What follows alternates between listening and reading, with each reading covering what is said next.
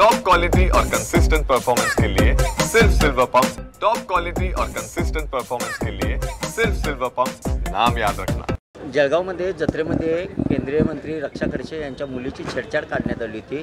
2 दिवसापूर्वीची घटना आहे। पोलिसांनी याची दखल घेतली नसल्यामुळे त्यांनी स्वतः पोलीस स्टेशनला जाऊन तक्रार नोंदवलेली आहे। राज्यातल्या महिलांच्यावर अत्याचार होत आहेत। आता केंद्रीय मंत्र्याच्या मुलीच्या बाबतीत सुद्धा अशा घटना घडत आहेत। राज्यात महिला सुरक्षित आहेत का? राज्यातल्या आमच्या सगळ्या लाडक्या बहिणी असुरक्षित आहेत। त्या वेगळ्या ठिकाणी संकटाचा सामना देतात। आज केंद्रीय मंत्र्यांच्याच मुलीवर हा प्रसंग आला आणि पोलीस दाद देत नाहीत। म्हणजे पोलीस किती निर्ढावलेले आहेत आणि सगळी यंत्रणा राज्याच्या गृह खात्याच्या मार्फत जी चालली जाते ती कशी महिलांच्या अत्याचाराकडे थोडासा विलंब करते। ते केस घेण्यासाठी, एक तक्रार नोंदवण्यासाठी केंद्रीय मंत्र्यांना पोलीस स्टेशनमध्ये जावं लागणं हा एक धक्कादायक प्रकार आहे। यातनं महाराष्ट्रात कायदा व सुव्यवस्था कशी आहे हे स्पष्ट होतं असं मला वाटतं। बीडच्या प्रकरणामध्ये आता चार्जशीट दाखल झाले। वाल्मिक कराडचं 1 नंबरला नाव होतं। धनंजय मुंडे आता राजीनामा देतील किंवा दिला आहे असं त्यांच्या करुणा शर्मा जे आहेत त्यांनी दावा केलेला आहे सोशल मीडियावर। तुम्ही या प्रकरणावर बोललेलं आहात कधीपासून? उद्या अधिवेशन एकूणच त्या प्रकरणात तुम्ही कसं पाहताय? असं आहे की पोलीस तपास करतायत। पोलिसांनी चार्जशीट दाखल केली आहे। त्यात काय म्हटलं हे मला माहीत नाही। ते बघितल्यानंतर त्याच्यावर बोलणं उचित ठरेल।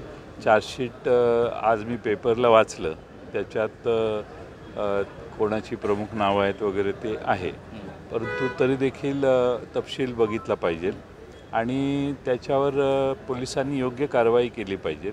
उज्ज्वल निकम यांच्यासारखा वकील त्यात देण्याचा प्रयत्न सरकार करत असलं तरी सगळे आरोपी अटक झालेले नाहीत ना। पळून गेलेली जी लोक आहेत ती अटक झाल्याशिवाय खरी माहिती पुढे येणार नाही। आता जी पोलिसांना कळलेली आहे गुन्हेगारांच्याकडून जी अटक झालेत तेवढीच ती माहिती आहे। जे पळून गेले ते कदाचित आणखीन काही प्रकाश टाकू शकतील असं मला वाटतं। पण बीडमध्ये इतकी कायदा व्यवस्थेचा सगळा प्रकार समोर आल्यानंतर नैतिकता म्हणून धनंजय मुंडेंनी राजीनामा द्यायला हवा होता का? त्याच्यावर आता काय चार्जशीटच दाखल झालेली आहे। बराच काळ उलटून गेलेला आहे आणि प्रसारमाध्यमातून वेगळी मतांतरं व्यक्त करण्यात आलेली आहे आणि मला वाटतं 2 महिने त्याच्याशिवाय दुसरा विषयच नाही आहे। त्यामुळे आता त्याच्यावर बोलण्यासारखं जे काय होतं ते यापूर्वीच लोक बोलून झालेली आहेत असं मला वाटतं। अधिवेशनात तुम्ही आता याबाबत एकूण सरकारच्या या नाही, त्या बीडच्या घटनेची अधिवेशनात सखोल चर्चा झाली आणि काही विधानसभेच्या सदस्यांनी त्यांना असणारी अधिक माहिती सभागृहामध्ये मांडली आणि बरीच कितीतरी तास त्याच्यावर चर्चा झालेली आहे। त्यामुळं आमचे विरोधी नेत्यांची आज बैठक मुंबईत आहे। ते एकत्रित बसून ठरवतील काय करायचं। पोलिसांच्यामध्ये राजकीय दबाव आहे का? नाही, पोलिसांच्यावर राजकीय दबाव नाही आहे। आता पोलिसांच्या लक्षात आलं की आत्तापर्यंत जे आपण इथं करायचो ते आता इथं होणार नाही। त्यामुळे आपल्याला रोजीरोटी अधिकची मिळायची जी होती ती बंद झाली। आता दुसरा जिल्हा गाठूया।